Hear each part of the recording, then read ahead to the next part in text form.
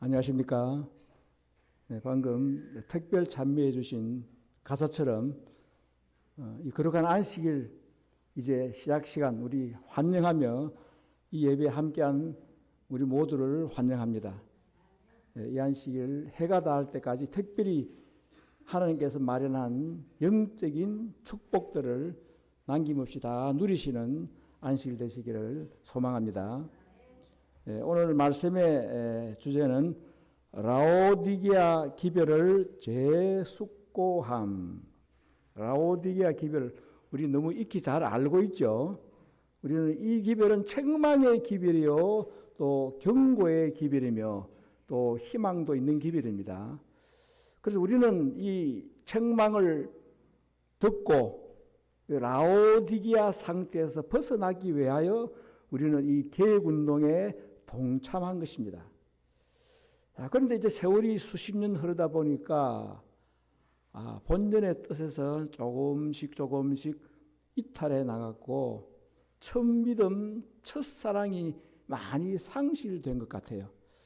그래서 우리가 다시 한번 이 라오디게아 기별을 재숙고 다시 한번 깊이 생각해 보자 하는 마음으로 오늘 말씀을 우리가 연구해 보겠습니다.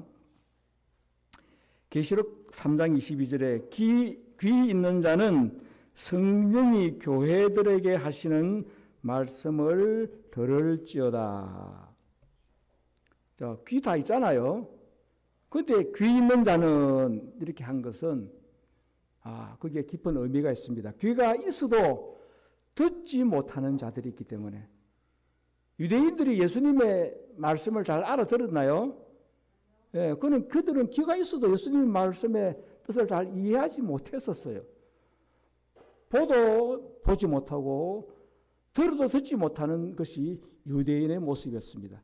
자, 그것이 오늘 우리의 또 모습이 아닌가 우리가 한번 생각해 볼 필요가 있습니다. 또 하나는 성령이 교회들에게 하시는 말씀을 들을지어다. 성령이 하시는 말씀이 있는 반면에 다른 영이 하는 말씀도 있어요. 그러므로 귀 있는 자는 성령께서 하시는 말씀, 교회에 하시는 말씀을 잘 들어야 된다는 것을 말해주고 있습니다. 자, 이제 7교회가 나옵니다. 계시록 2장 3장에는 자, 이 7개를 다 설명하려면 이것만 해도 1시간 걸려요. 오늘 주제는 라오디게아의 기별이니까 우리 7교회에 대해서 우리가 다른 교회는 초점만 맞춰보겠습니다. 7교회는 역사적인 시대적인 그 시대 상황에 맞는 교회라고 하는 것을 보여주고 있습니다. 자, 첫 번째 교회가 에베소 교회인데 에베소라는 그 뜻은 어뜸이다 하는 뜻이에요. 예수님의 제자들로 말미암아 마가다락방에 120명이 모였을 때 거기에서 에베소 교회가 탄생되었습니다. 그 사도 시대 교회예요. 근데 교회마다 칭찬이 있고 책망이 있는데 어떤 교회는 칭찬과 책망이 다 있고 어떤 교회는 책망만 있고 어떤 교회는 칭찬만 있는 이렇게 교회들이 나눠져 있어요. 자, 이 에베소 교회는 칭찬도 있고 책망도 있는 교회예요. 칭찬은 어떤 칭찬이 있냐면은 그 순종하는 행위가 있었고 수고와 인내로서 믿음을 지켰고 또 오류를 가지고 온 신실학 니골라당을 거절했고 그것이 칭찬에 대한 내용이에요. 그 다음에 책망은 처음 사랑을 버렸습니다. 첫사랑을 이 에베소 교회가 흘러가면서 말미에 가서는 첫사랑을 잃어버렸어요. 그 다음에 두 번째 서머나 교회 몰약은 향기 나무는 목재, 그 나무를 두드리면 향기가 더 나는 그런 의미로 서머나는 몰락이라고 하는 뜻을 가지고 있는데 에베소 교회 다음에 100년부터 313년까지 이때는 순교 시대입니다. 수많은 핍박을 하여 많은 사람이 순교당하는 시대였는데 이거는 칭찬받은 게 책망이 없어요. 에베소 시대에는 환란 속에서 궁핍 속에서 죽도록 충성한 교회가 바로 서머나 교회입니다. 자, 그 다음 세 번째 버가모 교회. 버가모는 높이 들다라고 하는 뜻입니다. 313년부터 538년. 이때는 타협 시대. 자, 높이 들다. 이름만 생각하면 아주 좋은 이름이죠. 높이 들리면 좋은 거잖아요. 이름만 높이 들렸어요. 명목적인 교회였습니다. 실제 진리는 땅에 떨어지고 이름만 높이 들린 교회, 버가모의 교회. 그래서 이건 책망뿐인 교회였습니다. 이때는 발람의 교훈을 받아들였고 영적으로 음행했고 니골라 당의 교훈을 오늘 수용했습니다. 이 버가모의 교회가 칭찬이 전혀 없었어요. 단지 안디바라고 하는 한 사람이 있었는데 그 사람은 죽도록 충성했지만은 그는 순교당하고 그냥 맥이 끊겨버렸었어요. 그래서 책망받은 교회입니다. 그 다음에 네 번째는 두아디라. 이제 이 버가모 시대부터 시작해가지고 이제 인류를 등장하거든요. 핍박이 안 되니까 서문학교에서 핍박하면 할수록 더 복음이 증거되니까 사탄이 작전을 바꿔서 이제는 핍박을 거치고 타입 시대로 기독교와 로마교가 병합시키는, 그래서 이제 안식일을 일요일로 바꾸는 것이 바로 이 버가모 시대의 자행이 됩니다. 그래서 이때는 이제 종교 암흑 시대 들어갑니다. 안식일이 밟혀버렸기 때문에. 그래서 이때는 아주 책망뿐인 교회에서. 근데 두아디라 교회는 이제 암흑 시대가, 두아디라 뜻은 암흑 시대인데 그 뜻이 고난과 희생이라고 하는 뜻을 갖고 있습니다. 538년부터 1517년까지. 칭찬도 있습니다. 이 고난 시대도 사랑이 있었고 소수의 무리겠죠. 언제나 사랑이 있었고 믿음이 있었고 섬김이 있었고 인내가 있었습니다. 책망은 거짓 선지자들을 받아들였고 음행이 있었습니다. 그 다음 사대라고 하는 뜻은 즐거운 노래, 개혁시대예요. 이때 이제 마르틴 루터, 존 위클립, 웨슬러 이런 개혁자들이 등장하는 시대예요.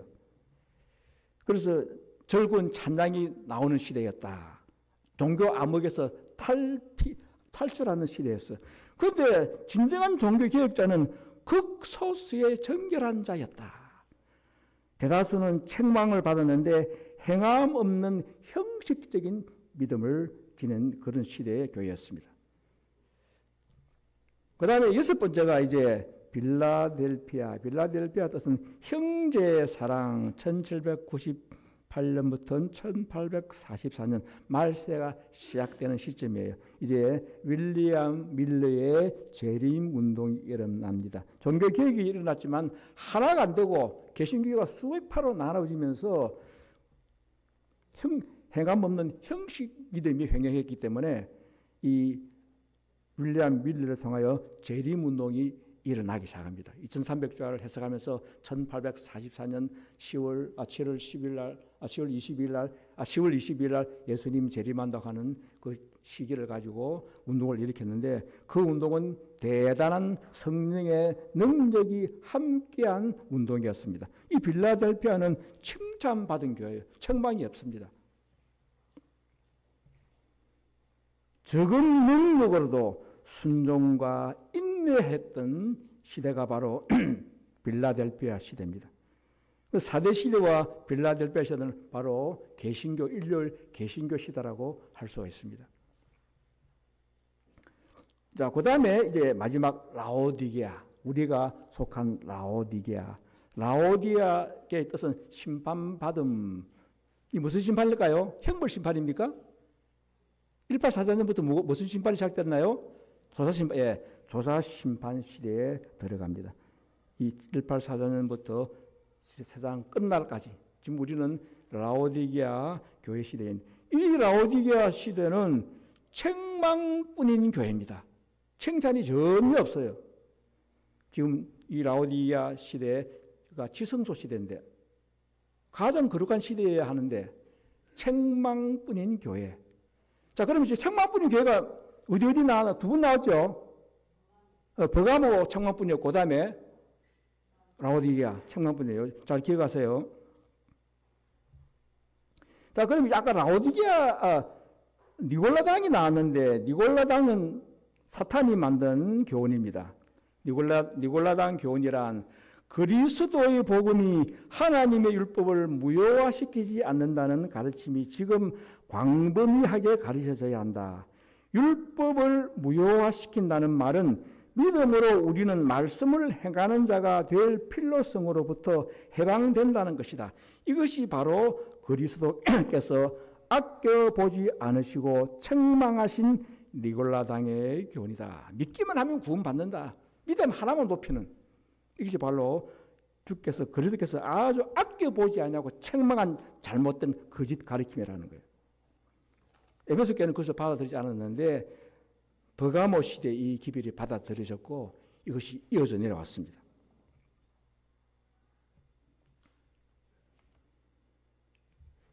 자, 이소지 교회와 인생과 음악 세계는 영적 교훈의 동질성이 있다. 이사야 43장 21절 보니까 이 백성은 내가 나를 위하여 지었나니 나의 찬송을 부르게 하려 함이니라. 자, 찬송은 누구를 위하여 필요했다고요? 모든 음악의 찬송은 하나님을 위하여 이 음악이라는 게 존재했다는 거예요. 고린도전서 14장 15절은 내가 영으로 찬미하고 또 마음으로 찬미하리라. 자, 우리는 찬미할 때 영으로 찬미해야 되겠죠, 그죠?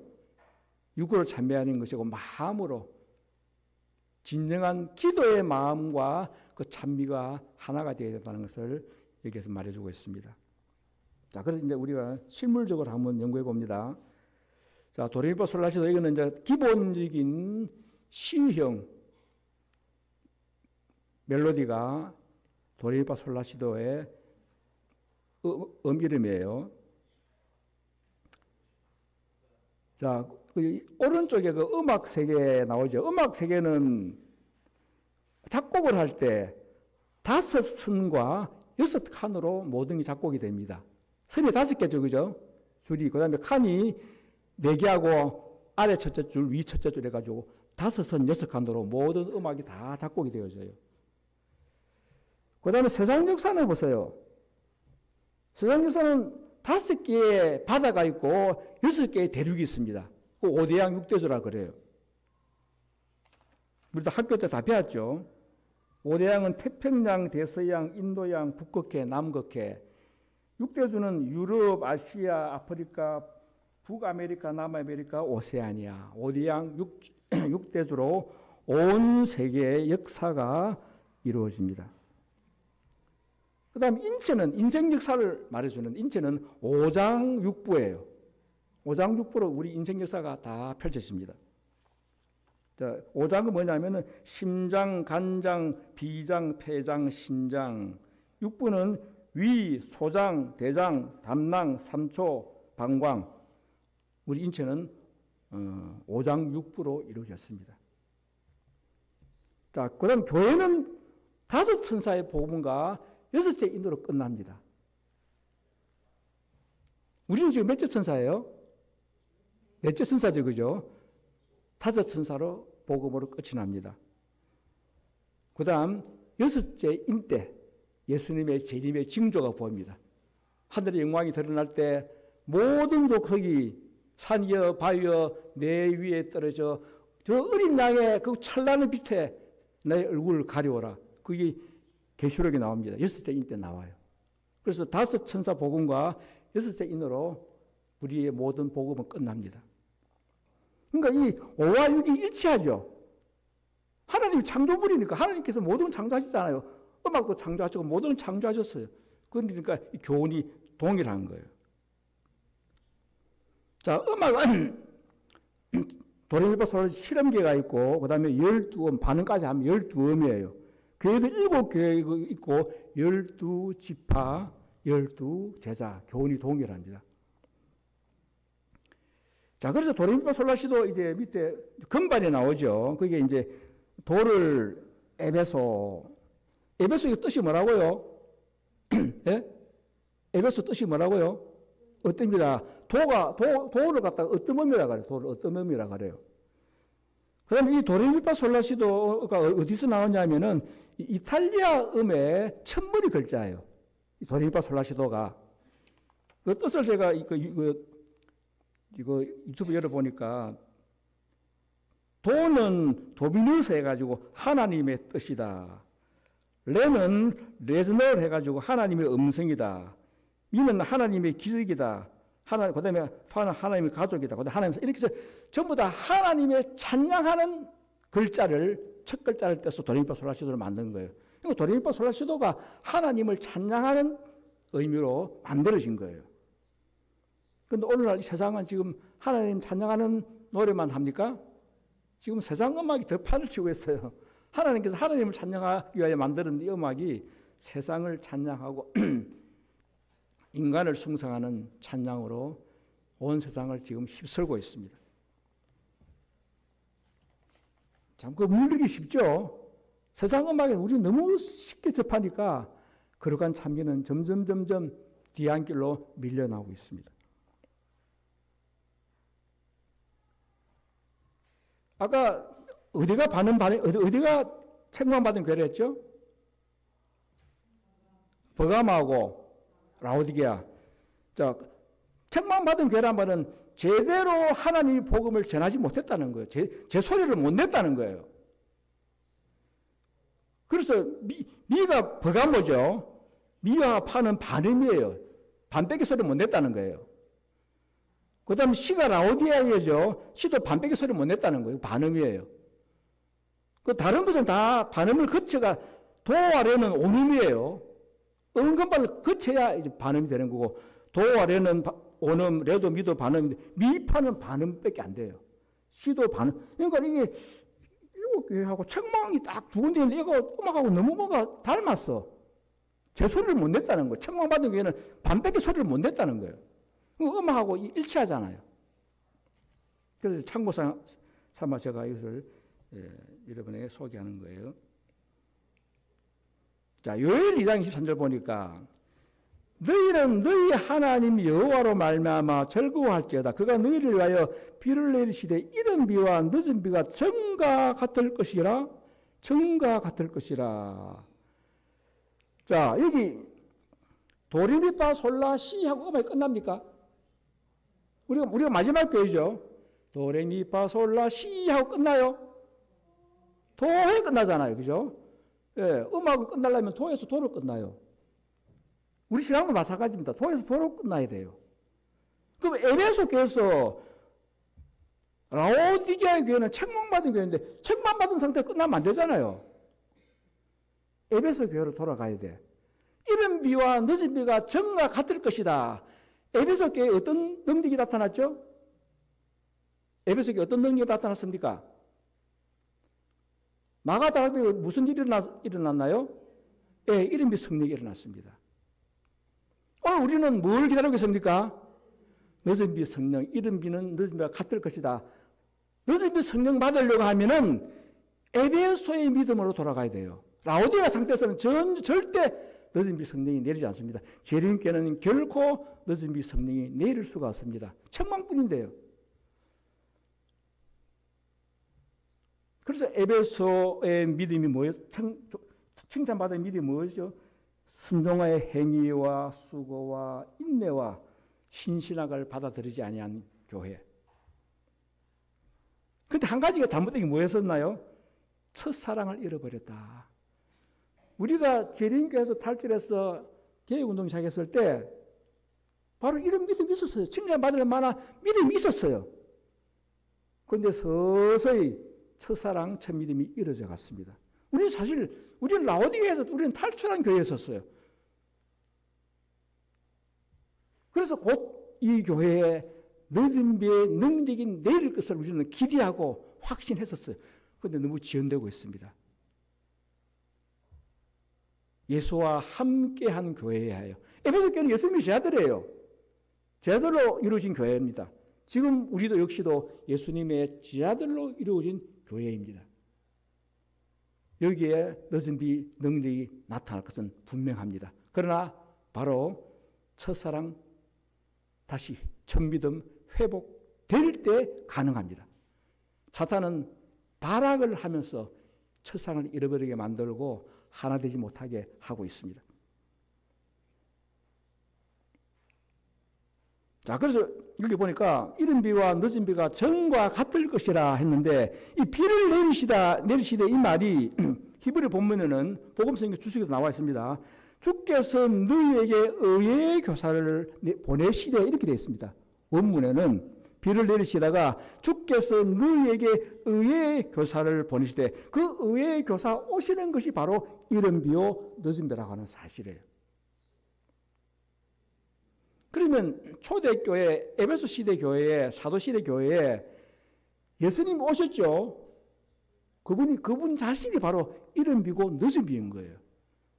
그들을 가르치고 교육시키고 훈련시키는 것이 바로 이른 비의 역사였었습니다.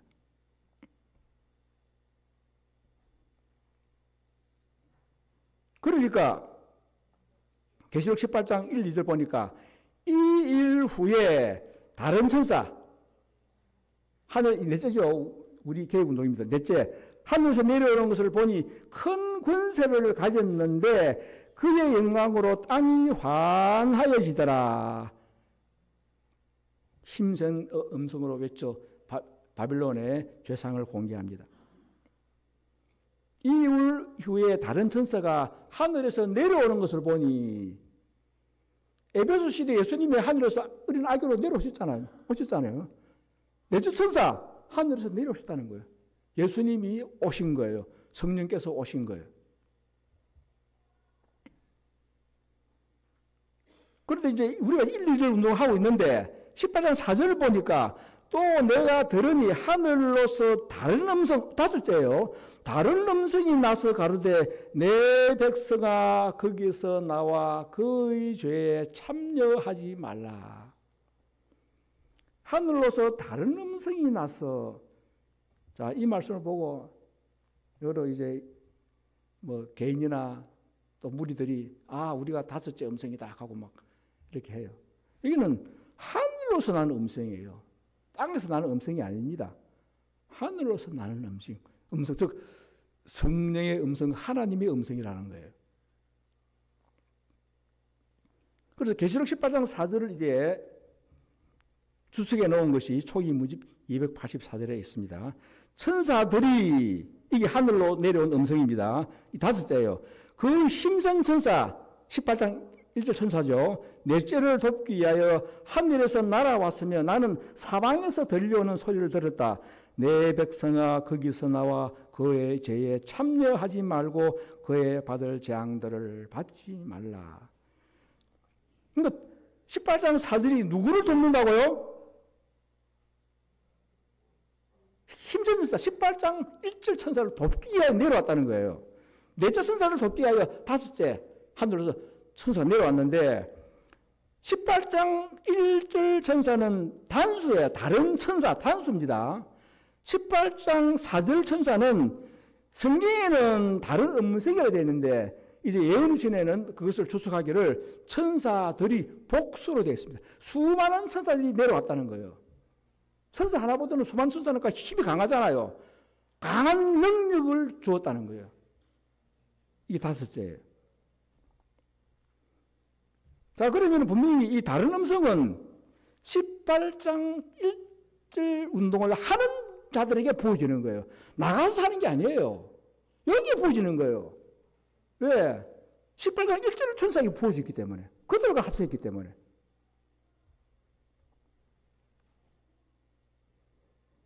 자, 우리가 성경을 연구할 때 정말 기도하는 마음으로 깊이 잘 연구해야 합니다. 분명히 다섯째, 이 능력은, 성령의 능력은 여기에 부어집니다. 결국 딴 데 부어줄 리가 없어. 그러면 성경이 안 맞는데요. 자, 그러면 다섯째와 넷째, 주역은 누굽니까? 힘든 수단을 돕기 위하니까 거기에 합세하는 거예요. 주역은 18장 1절이 계속 주역으로 나가는 거예요. 도와주기 위해서 수많은 천사 내려왔다는 거예요. 우리를 돕기 위해서. 엘리사를 돕기 위하여 수많은 천사가 내려오면은 엘리사가 주역이잖아요. 엘리사의 힘을 주기 위하여 수많은 천사가 내려왔다는 것과 같은 거예요.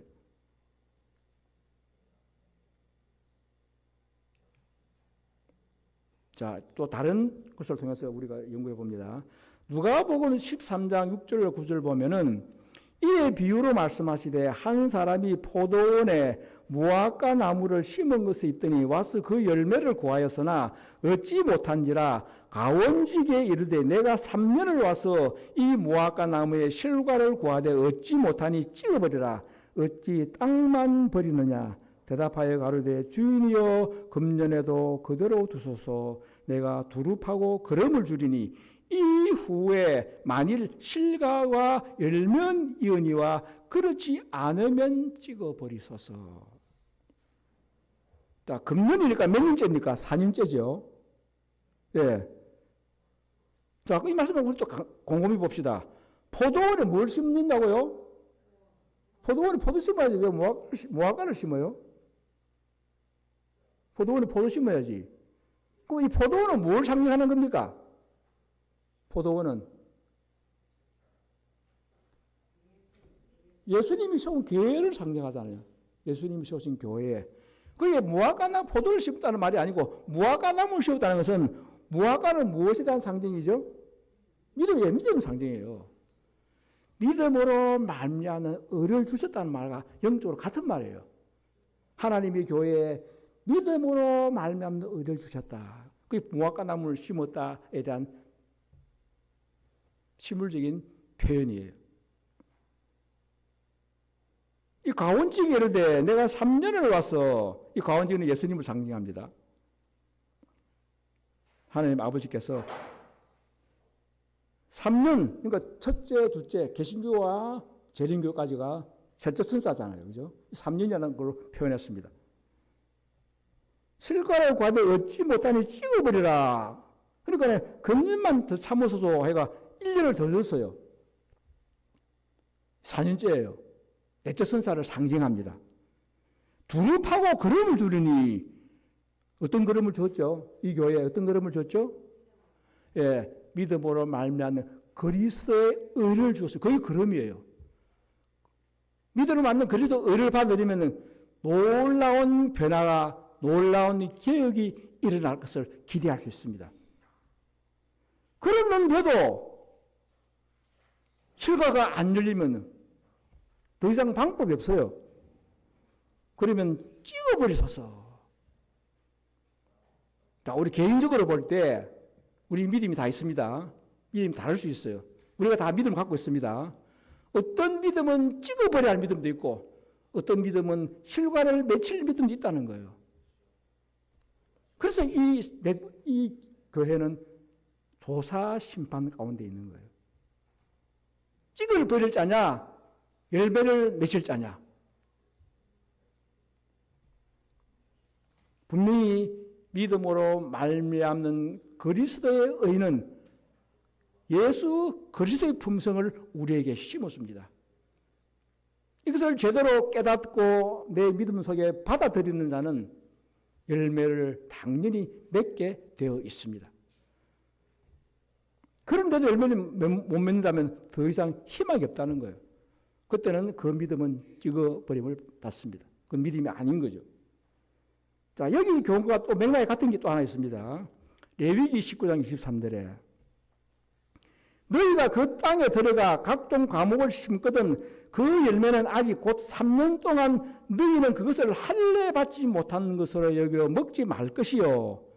제4년에는 그 모든 과실이 거룩하니 여호와께서 찬송할 것이며 제5년에는 그 열매를 먹을지니 그리하면 너희에게 그 소산이 풍성하리라. 자, 여기 5년까지 나옵니다. 자, 제3년 동안 첫째, 둘째 장암리 교회죠. 셋째 재림교회입니다. 그런데 아직 완성된 열매가 맺히지 아니하는 상태라는 거예요.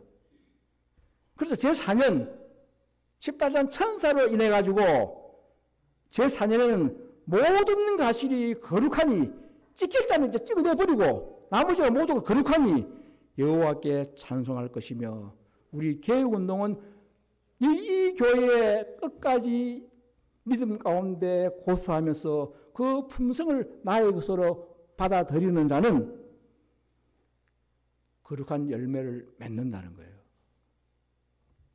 열매를 맺기 위해서는 뭐가 필요하죠? 비가 필요하잖아요. 그러면 또 죽었고, 그러면, 그죠? 그러면 죽었고. 그래서 우리 운동을 늦은 비 운동하는 이유가 거기 있는 거예요. 개인적인 믿음입니다. 교회에 주어졌지만은 찍어버림을 당할 수도 있기 때문에 개인적인 믿음이에요. 그러나 나갈 자는 나가고 찍어버림을 당하고 끝까지 이 믿음을 고수하는 자, 그 품성을 받아들이는 자는 열매를 맺는다는 거예요. 그 다음에 제5년에는 그 열매를 먹을지는 이유는 뭐예요? 수확한다는 거예요. 수확. 제5년째는 수확한다는 거예요. 아직 우리는 수확을 못하고 있습니다. 왜? 내가 거룩한 열매가 되지 못했기 때문에. 그리하면 너에게 그 소산이 풍성하리라. 자, 그러면 늦은 분은 지금 우리에게 필요합니까? 뒤에 필요합니까? 지금 필요한 거예요. 지금. 이 비는 우리 개개인의 믿음 속에 숨어 있는 이슬이에요. 찍어버림을 당할 자들 찍어버리면 나가고 믿음을 고수하는 자들이 하나 될 때 그때 권능이 부어집니다. 그 권능으로 인하여 나타나는 것이 수확이에요. 수확하는 데는 권능이 필요해요. 그것을 늦은 비의 절정이라 그래요. 그래서 성경에는 제5년째를 늦은 비라 이렇게 표현하고 있지만은 예언신에는 제4년째 늦은 비가 두 개 다 맞아요. 두 개 다 맞아요. 그런데 절정을 우리가 성경은 함축된 절정을 나타내는 것이거든요. 절정을. 그 절정을, 클라이막스를 성경에는 늦은 비라, 마가다락방에 성령이 불이 내리죠. 그럼 비는 언제 내렸습니까? 성경에 마가다락방에 성령이 불을 하루 만에 내렸어요. 그걸 가지고 우리는 늦은 비라 할 수 없잖아요. 이른 비라 할 수 없잖아요. 근데 그 이른 비라는 것은 예수께서 오셔서 그들을 훈련시키고 가르치는 그 자체가 이른 비예요. 마가다락방의 그 경은 이른 비의 절정, 클라이막스를 말하는 거예요. 왜? 그건 눈에 보이는 것이기 때문에. 불이 내려왔어요. 눈에 보이는 것이기 때문에. 그러나 예수님께서 3일 동안 가르칠 때 제 아들의 변화가 눈에 보이는 건 아니었었어요. 그 마음 속에 자라는 가지가 있었지만은 그것은 개인적인 문제입니다. 자, 밑에 보면 1, 2, 3, 4, 5 로마 숫자예요. 우리는 1, 2, 3이 나오고 4는 1과 5가 같이 있습니다. 처음과 끝이 같이 있는 게 우리 믿음이에요. 믿음은 바라는 것들이 실상이요 보지 못하는 것들이 증거라. 우리는 첫 믿음과 마지막 믿음을 함께 가지고 있는 것이 우리 믿음이에요. 다섯 번째가 이제 뭡니까? 빅토리 할 때 이 V 이게 무슨 뜻이에요? 이게 승리의 마지막 승리는 다섯 번째에 완성됩니다. 권능이 나타날 때 완성이 됩니다. 그렇죠? 젊은이는 꿈을 꾸고 늙은이는 이상을 보고 내 남종과 이종에게 내 신을 부어주리라. 정로 글자 보세요. 짝대기가 몇 개입니까? 정로가. 예, 정로 짝대기가 5개예요. 첫 짝대기와 다섯 번째 짝대기 같죠? 예, 첫 믿음이 다섯째 믿음과 다시 반복됩니다. 해도 될 때와 해질 때가 같습니까? 안 같습니까? 사진으로 똑같죠? 예, 붉은 해나 사진 보면 이게 해돋인지 해지는 건지 모를 정도로 똑같아요. 우리는 첫 믿음을 끝까지 고수해야 합니다. 정자에서 우리 짝대기를 하나 빼버리면 뭐가 됩니까? 예, 거칠 지가 됩니다. 첫 믿음을 잃어버리면 거칠 성장이 없어요. 첫 믿음을 잃으면 성장이 없습니다. 우리가 첫 믿음을 잃어버리면 교회에 성장이 없습니다. 우리는 첫 믿음과 마지막 성대의 믿음을 내 믿음 속에 간직하는 것, 그게 네 번째잖아요.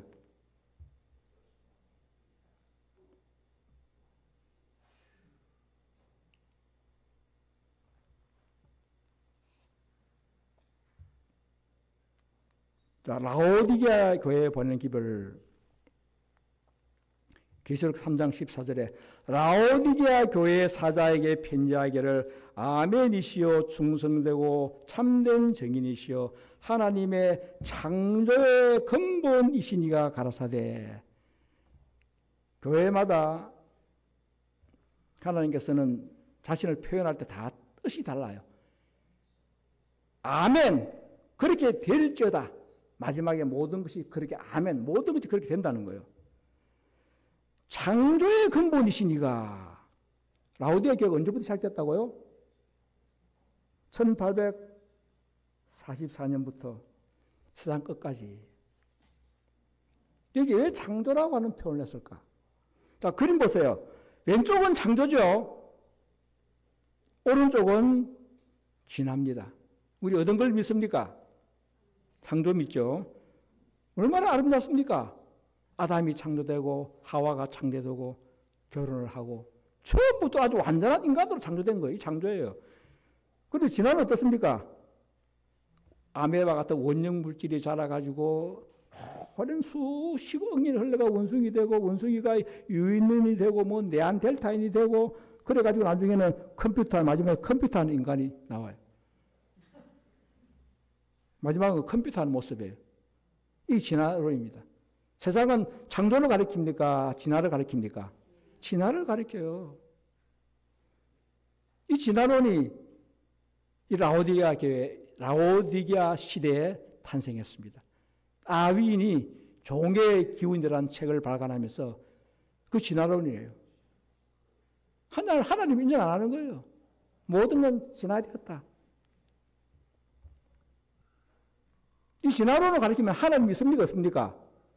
하나님 없죠? 이 진화론의 영향으로 공산주의가 탄생합니다. 공산주의는 바로 진화론의 영향이 아주 컸어요. 공산주의는 하나님 인정합니까? 하나님 인정하지 않아요.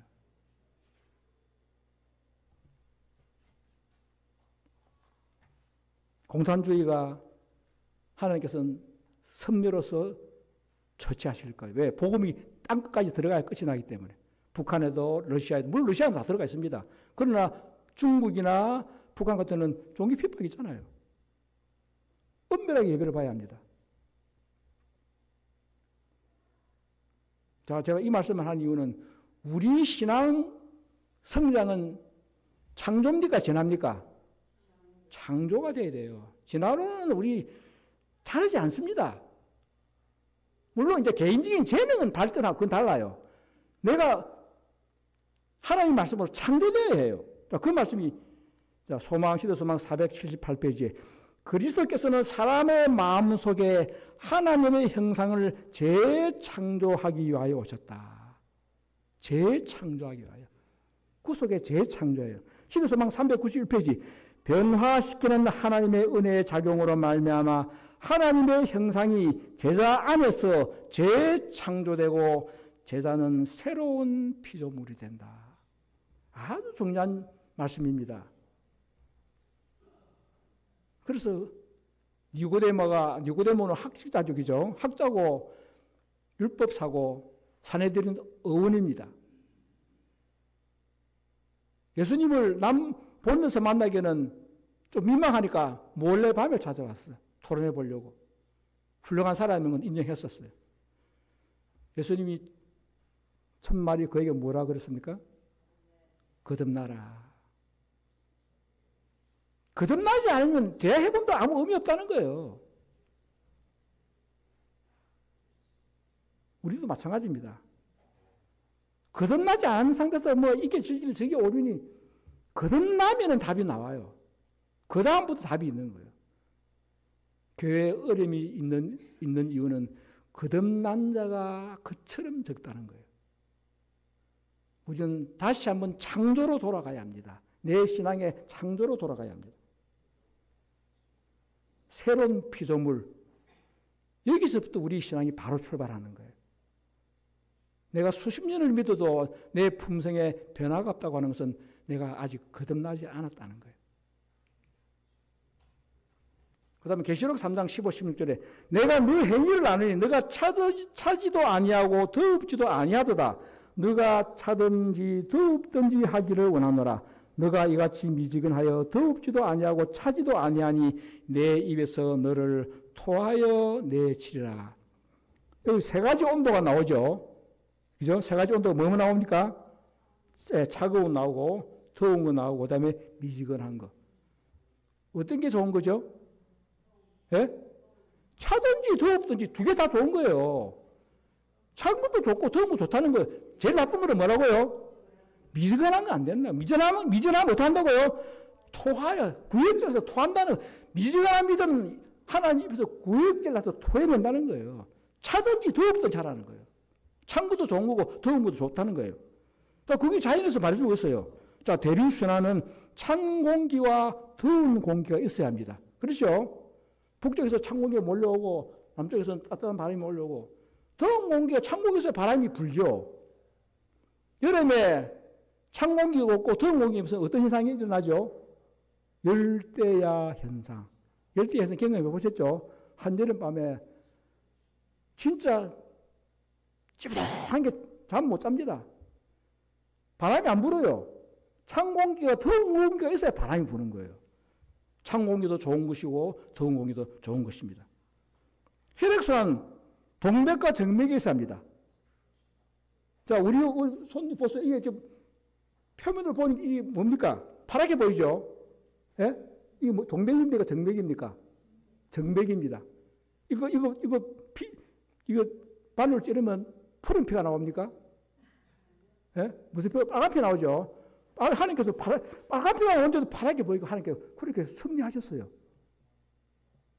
붉은 피인데 동맥은 빨갛는데 정맥은 파랗게 보이거든요. 이게 하나님이 좋아해요. 동맥은 폐로부터 흘러보내는 피고 정맥은 그 피가 일을 마치고 다시금 심장으로 돌아가는 피예요. 그래서 나오고 들어가고 반복하는 것이 정맥. 그 정맥을 표시하기 위해서 파랗게 표시해 놓은 거예요. 하나님께서. 영적 순환도 마찬가지입니다. 사랑과 율법 어떤 게 좋습니까? 사랑과 율법 다 좋은 거예요. 사랑만 있으면 되겠습니까? 율법만 있으면 되나요? 사랑과 율법이 같이 있어야 돼요. 그래서 이사야 51장 7절에 의를 아는 자들아 마음에 내 율법이 있는 백성들아 마음에 율법이 있는 백성이 의를 압니다. 의를 아는 자가 그 마음속에 율법이 있습니다. 사랑과 율법은 같이 가는 거예요. 바리새인들은 율법밖에 없었어. 오늘 신실학은 사랑밖에 없어. 그건 영적 순환이 안 됩니다. 같이 있어야 돼요. 우리가 옷이 떨어졌는데 꾸밀려면은 무엇과 무엇이 필요하나요? 예? 실과 반들이 필요하죠. 그럼 어느 게 사랑이고 어느 게 율법입니까? 예? 반들이 사랑이죠. 반들이 율법은 꿰매르잖아요. 그죠? 이 찢어졌다는 것은 우리가 죄를 짓다는 것은 율법이 무너졌다는 얘기거든요. 율법을 깨매가는데 율법 스스로 깨맬 수 있나요? 사랑이 있어야 돼. 율법만 얘기 없어. 먹기 들어가는가? 사랑을 보내야 돼. 그게 바늘이에요. 바늘 찔러 들어가요. 그 사랑이 없으면 율법 못 들어갑니다. 바늘을 혼자서 깨울 수 있나요? 뚫어보면 뭐합니까? 바늘이 실이 없는데, 뚫고 끝나버리는데, 바늘이 엮여야 돼요. 사랑이라는 바늘에 율법이라는 실이 애매해져야 합니다. 실물교훈 128페이지. 누구든지 복음이 없이는 하나님의 율법을 오늘바로 소개할 수 없으며 또한 율법이 없이는 복음을 바르게 소개할 수가 없다. 율법은 구체화된 복음이며 복음은 율법을 펼쳐놓은 것이다. 다시 말하면 율법은 뿌리가 되고 복음은 향기 나는 꽃과 그 꽃이 맺는 열매이다.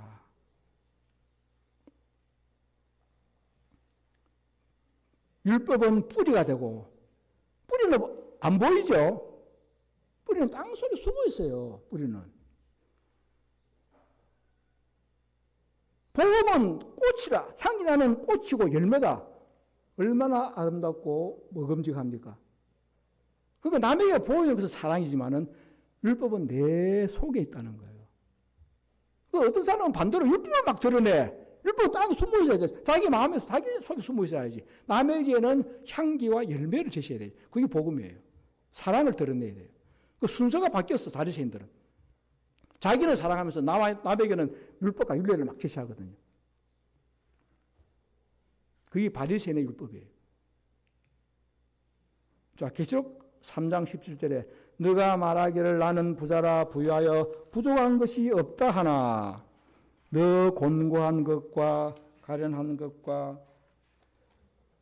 눈먼 것과 벌거벗은 것을 알지 못하도다. 완전히 상반되죠.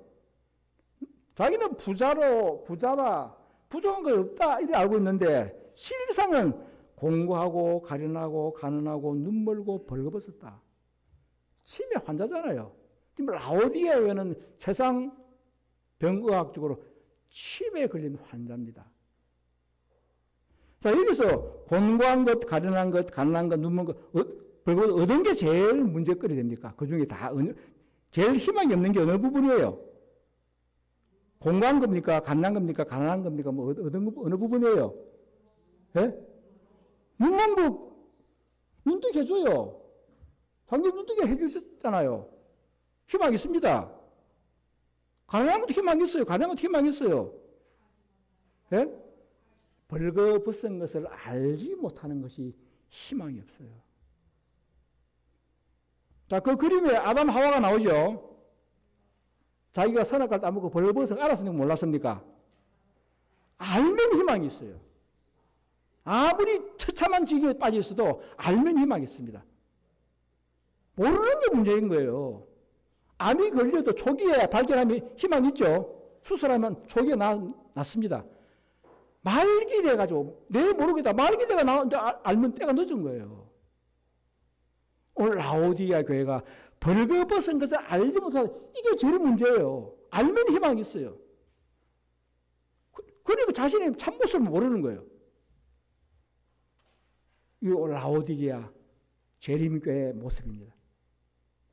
자, 그래서 이제 희망적인 이제 약이 나옵니다. 계시록 3장 18절에 내가 너를 권하노니 내게서 불로 연단한 금을 사서 부요하게 하고 흰옷을 사서 입어 벌거벗은 수치를 보이지 않게 하고 안약을 사서 눈에 발라 보게 하라. 세 가지 상품이 나옵니다. 불로 연단한 금. 자, 불에다가 재련하면은 불순물 찌꺼기가 제거됩니다. 그거 제가 순수한 금을 내기 위해서 불순물 제거하기 위해서 재련합니다. 자, 그 그림에 나오는 것은 바로 히브리 세 청년. 풀무불에 던져 넣었지만은 그들에게는 불로 연단한 금 같은 믿음이 있었어요. 그런 믿음이 있었기 때문에 예수님이 함께 하셔서 아무런 상의 없이 타지도 않고 왕이 놀랐습니다. 느부갓네살 왕이 놀랐습니다. 그게 부유한 믿음이에요. 불로 연단한 금의 믿음입니다. 흰옷을 사서 벌거벗은 수치를 보이지 않게 하고 이 그리스도 우리의 의입니다. 그 다음 안약을 사서 눈에 발라 보게 하라. 자, 여기에 주석이 이제 리베런드 헤라드 1890년도 말씀에 예수께서 우리를 보고 자기에 의해서 사라고 하시는 것은 불로 연단한 금이다. 그것은 믿음과 사랑이라고 하는 금이며 그 속에는 찌꺼기가 하나도 섞여 있지 않다. 흰옷은 그리스도의 의이며 그리스도만이 줄 수 있는 혼인 여복이다. 안약은 우리들에게 매우 부족한 참된 영적 식별력이다. 흰옷은 그리스도 의인데 그것은 혼인 여복이다. 그리스도 의인 내가 알고 있는데 혼인 여복까지 혼인 여복 아무렇게 다루면 됩니까? 우리 작업복은 뭐 헌무도 괜찮고 그죠? 뭐 불순무도 관계없어요. 작업복이니까. 혼인 여복에 불순물 묻힐 수 있나요? 그리스도의 의는 혼인 여복이라는 거예요. 참 더럽습니다. 그 다음에 이번 1894년도 말씀에 안약은 그의 은혜의 기름으로서 눈이 멀어 어둡게 된 영혼에 영적 시력을 줄 것이며 이로 말미암아 그는 하나님의 성령께서 하시는 일과 원수의 영이 하시는 일을 구별할 수 있게 된다. 눈이 멀어 어둡게 된 영혼, 라오디게아 상태에 빠진 재림교인들이요. 그러나 이 은혜의 기름, 이 안약을 사서 바르면은 원수의 기별인지 성령의 기별인지 분별하는 눈을 갖게 된다는 거예요.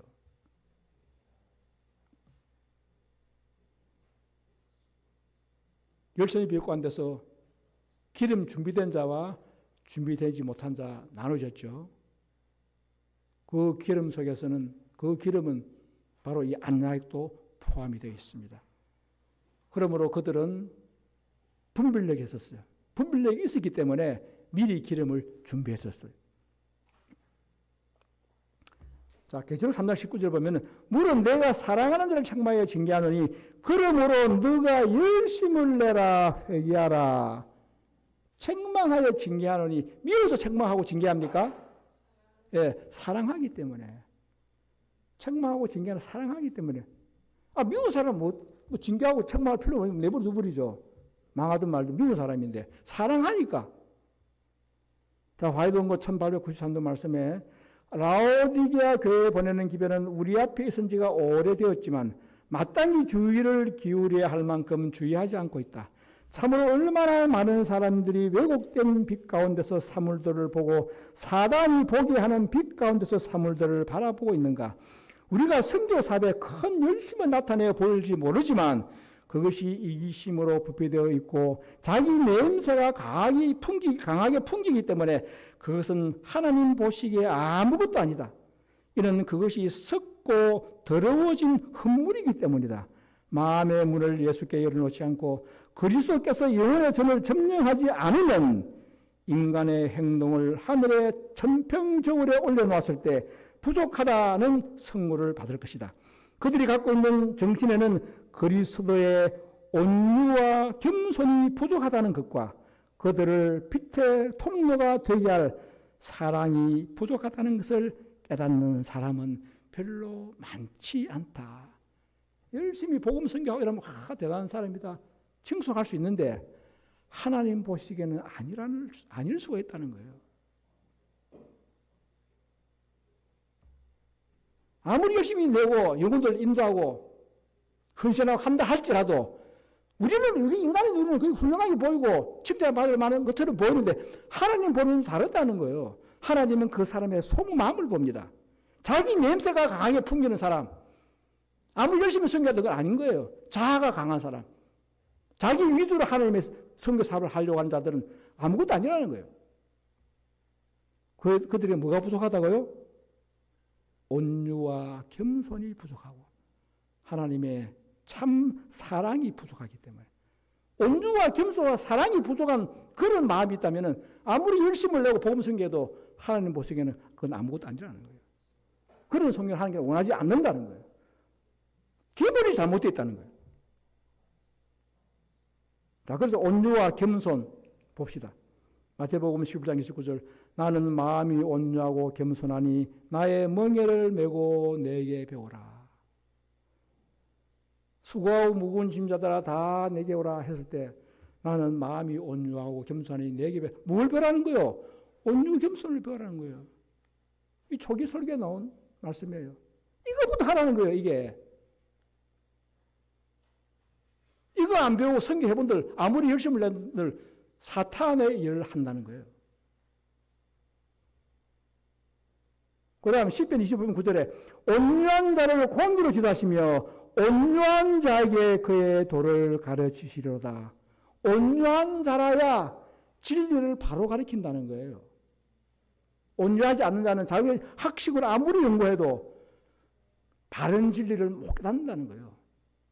낮아지고 겸손하지 않은 자에게는 진리를 바로 깨닫게 하나님께서 역사하지 않습니다. 성령께서 함께 하지 않아요. 그러면 야고보 4장 6절에 하나님이 교만한 자를 물리치시고 겸손한 자에게 은혜를 주신다 했느니라. 겸손하고 낮아져야 합니다. 우리는 하나님의 사업을 하기 전에, 복음을 전하기 전에 우리는 온유와 겸손을 배워서 그것이 내 것이 되어야 돼요. 그런 자에게 바른 진리를 가르쳐줍니다. 대부분 오류를 가지고 이 진리라고 하는 자들 보면 품성에서 나타납니다. 온유 겸손하지 않아요. 자기 의가 강해요. 자기 냄새가 강해요. 타협이 안 됩니다.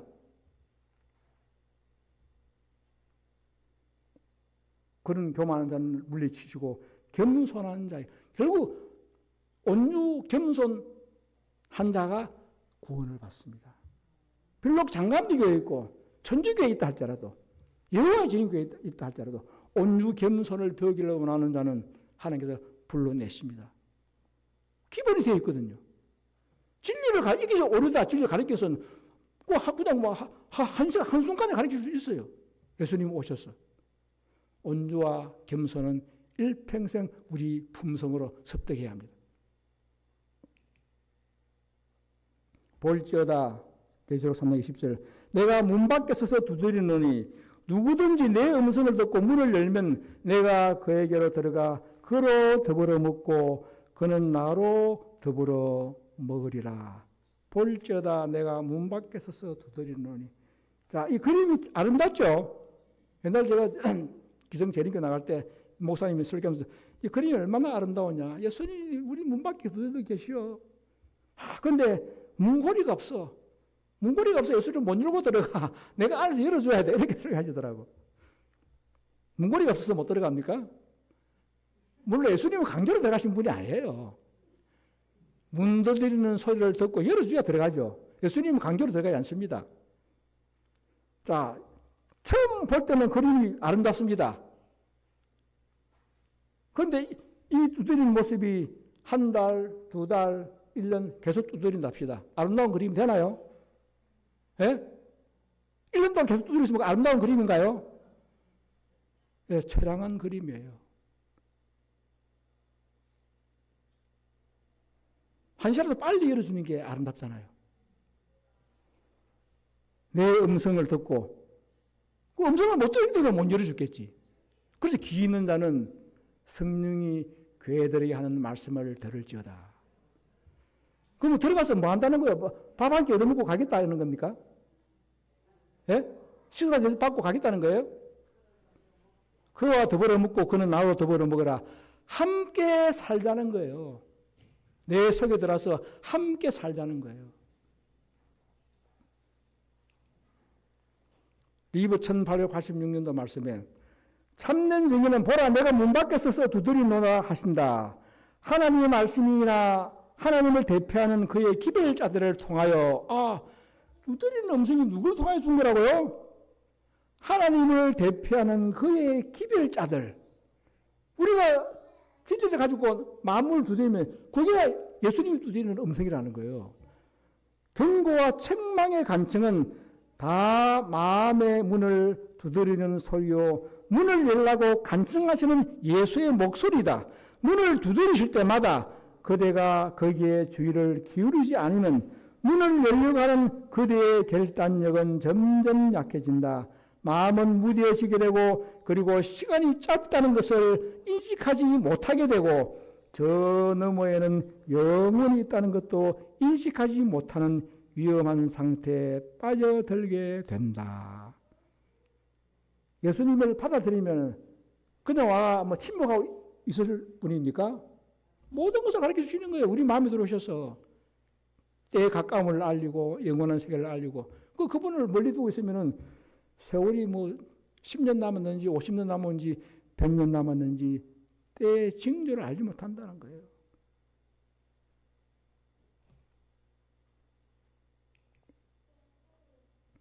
계시록 3장 21절 이기는 그에게는 내가 보좌에 함께 앉게 하여 주기를 내가 이기고 아버지 보좌에 함께 앉은 것과 같이 하리라. 여기 이기는 자라 하는 말이 나와요. 믿으면 구원받는다 했는데 이기는 자 하는 거 보면은 질 수 있다는 얘기잖아요. 예, 싸운다는 거잖아요. 사울이가 이긴다는 말이 나오죠. 자, 여기에 대한 주석이 원고 1892 인연다. 아버지께 대한 그리스도의 순종과 똑같은 순종을 우리 사람들에게 요구하신다. 인간은 하나님의 능력과 연합하지 않고는 사단의 시험을 결코 이길 수가 없다. 그것은 그리스도의 경우에 있어서도 마찬가지였다. 인간은 믿음으로 신의 성품에 참여하는 자가 될 수 있고 그를 포위하고 있는 모든 시험을 이길 수가 있다. 자, 우리가 아주 희망적인 말은 좋지만 그리스도의 순종과 똑같은 순종을 우리에게 요구한다. 아, 이거 어렵는데? 예수님과 우리는 다르지 않나? 나는 약하고 예수님은 강한 분인데 어떻게 예수님과 똑같은 순종을 우리에게 요구하실까? 그런데 예수님 역시 하나님의 능력에 연합해서 이겼다는데 우리도 마찬가지인데 인간은 믿음으로 신의 성품에 참여하는 자가 될 수 있고 모든 시험을 이길 수가 있다. 이렇게 이제 해놓았습니다. 자, 근데 봅시다. 예수님과 우리의 시험이 어떠한가? 예수님은 강한 자고 우리는 연약한 자인데 우리가 어떻게 예수님과 똑같은 순종을 할 수 있을까? 이게 1875년도 말씀이에요. 생명의 왕께서 신성에다 인성을 입으신 채로 그분의 책임을 진 계획을 수행한다는 것은 어려운 일이었다. 그는 하늘 궁전에서 존경을 받은 바 있는 분이셨고 절대적인 힘을 익히 알고 계셨다. 그런 분이 인간의 수준에 머물러 계신다는 것은 마치 타락한 본성을 가진 낮은 수준의 인간이 향상되어서 신의 성품에 참여하는 것만큼이나 어려운 일이었다. 그리스도는 그가 위험에 처했을 때 자신을 구해내고 흑암의 왕의 권세를 누르고 승리하기 위하여 그의 신성의 능력을 사용하고자 하는 경량성을 억누르기 위하여 그는 그의 모든 힘을 다해야 하는 처절한 시련을 당하셨다. 사단은 인간의 마음이 약하다는 것을 잘 알고 있다는 것을 보여주었다. 그는 그리스도께서 입으신 인성의 약점을 이용하기 위하여 그의 최대의 힘을 기울였다. 여기 답이 나와요.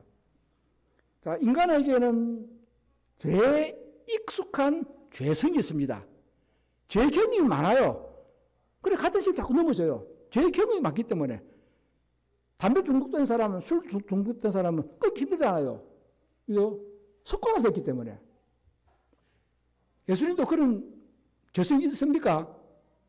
예수님 전혀 없어요. 그런데 예수님은 그럼 예수님하고 우리가 다르네. 그래서 또 이상한 교리들이 탄생한 거예요. 아, 예수님은 우리가 똑같다. 예수님의 마음도 죄로 물들었다. 그런 학설이 나오기 시작한 거예요. 그런데 이 말씀머리가 그게 아니에요. 우리는 내가 경험적인 익숙한 그 죄와 사역에 처절한 싸움을 하는데 예수님은 뭐가 싸움한다고요? 예수님은 신성에 익숙한 분이에요. 신성에 익숙한 분이에요. 예수님은 유혹 오면 그 유혹이 안 물리라고 바당받는 그런 분이 아니에요. 예수님은 죄의 경험이 없어요. 죄 육체를 입었지만은 그가 경험한 것이 아니었었어요. 우리가 똑같은 연약함, 배고픔, 그거 굶으면 배고프죠. 때리면 아파요. 몰락하면 느껴요. 똑같습니다. 우리는 배고프면은 며칠 굶으면은 빵이라도 훔쳐 먹어야 돼요. 배고프니까, 그죠? 살기 위해서. 예수님도 배고프면 빵 훔칠 마음 생깁니까? 예수님 배고프면 어떻게 하면 되나요? 돌을 떡떡이 만들어 보면 되잖아요. 그게 신성이라. 예수님은 아주 쉬운 일이에요. 사탄은 그걸 안 거예요. 그리고 돌을 40을 굶었잖아요. 돌을 떡떡이 먹으면 시험 끝난 거예요. 예수님은 실패인 거예요. 예수님은 신성이 있기 때문에. 돌을 떡떡이 만들어 먹는 거 예수님은 간단한 거예요. 자기에는 그런 능력이 얼마나 있기 때문에.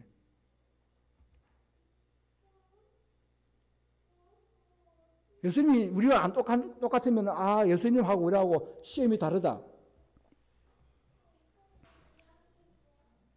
우리 40일 동안 물 한 모금, 밥 한 숟가락 안 먹어본 적이 있습니까? 40일 동안?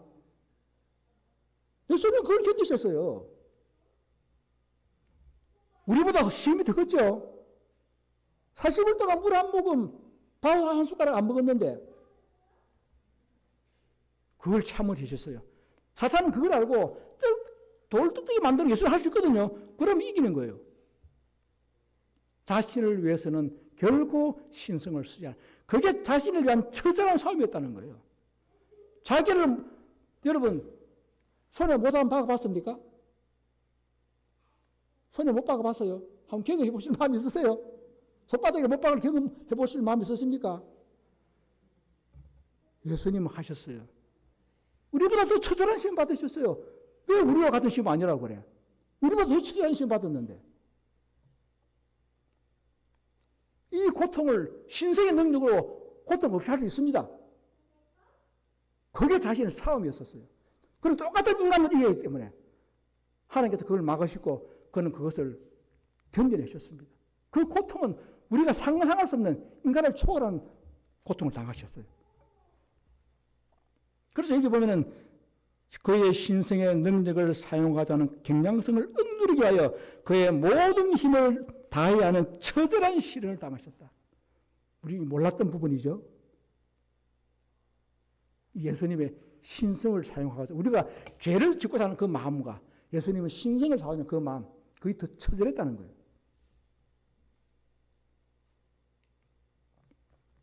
자, 초기 문제 272페이지.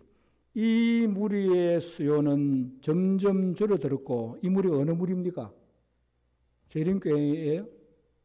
우리 넷째 천사 우리입니다. 이 무리의 수요는 점점 줄어들었고, 맞습니까? 지금 그렇게 생각하고 있습니까? 요즘에 꽉 찼었어요. 자리가 넘쳐가 서서 예배 보았습니다. 점점 줄어들었고, 어떤 이들은 흔들림을 받아 정로에서 떨어져 나갔다.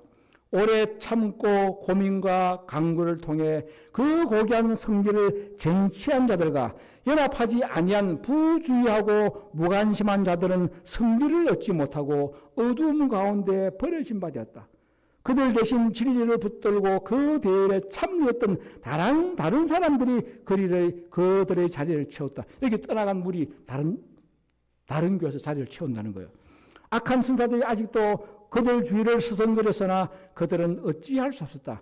나는 그 전신갑주를 입고 있는 자들이 전신갑주를 입어야 됩니다. 전신갑주를 입고 있는 자들이 큰 능력으로 이 다섯째가 온 거예요. 이제 다른 천사들이 많은 천사들이 수많은 천사들이 이 무리에 힘을 주기 위해서 능력과 진리를 선포하는 것을 들었다. 그것은 영향력이 컸다.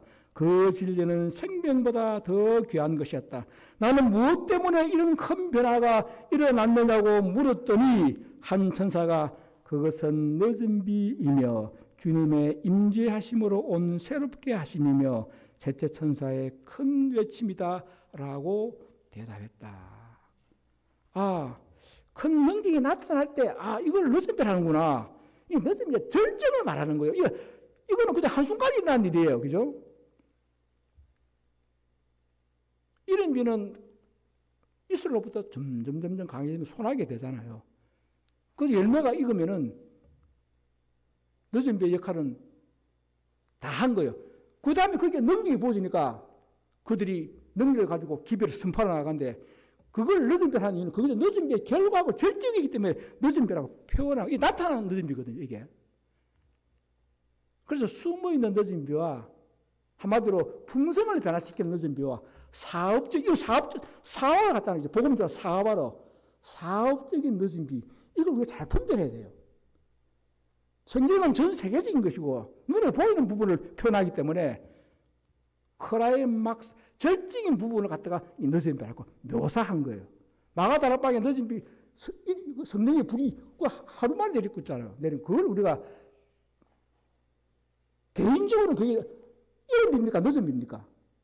시대적으로 그걸 우리 이런 시대니까 이런 비를 합니다. 그죠? 그러나 개인적으로는 열매가 익었잖아요.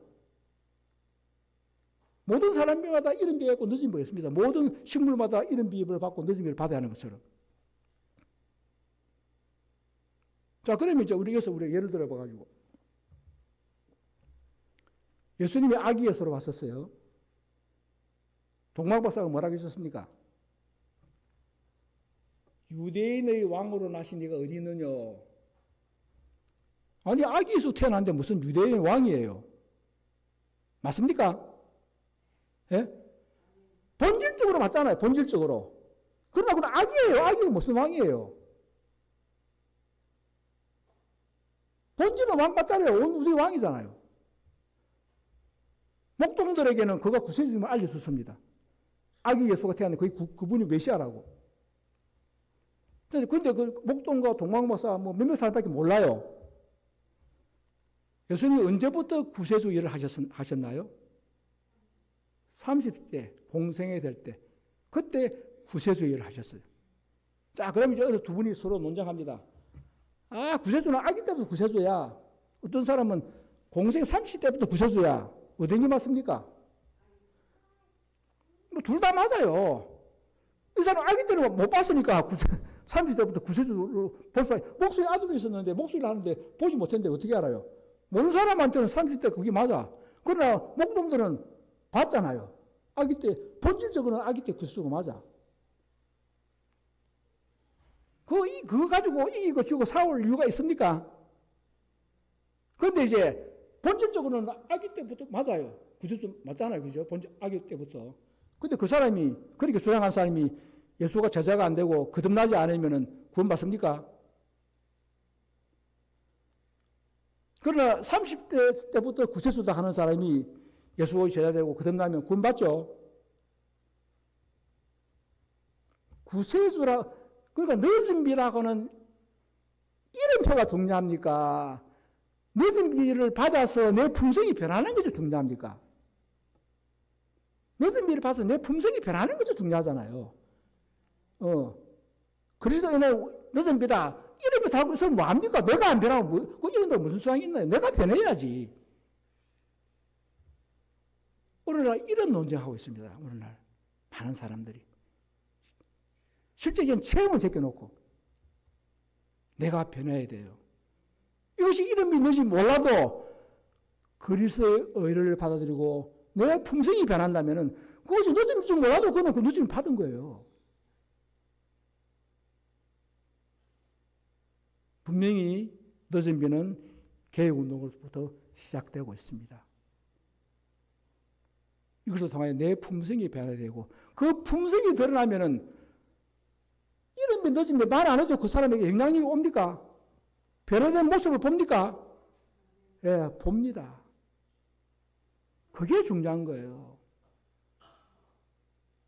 아, 여기 보니까 그 기별도 안 믿고 떠나가야 되겠다. 그건 다른 영의 작용이에요.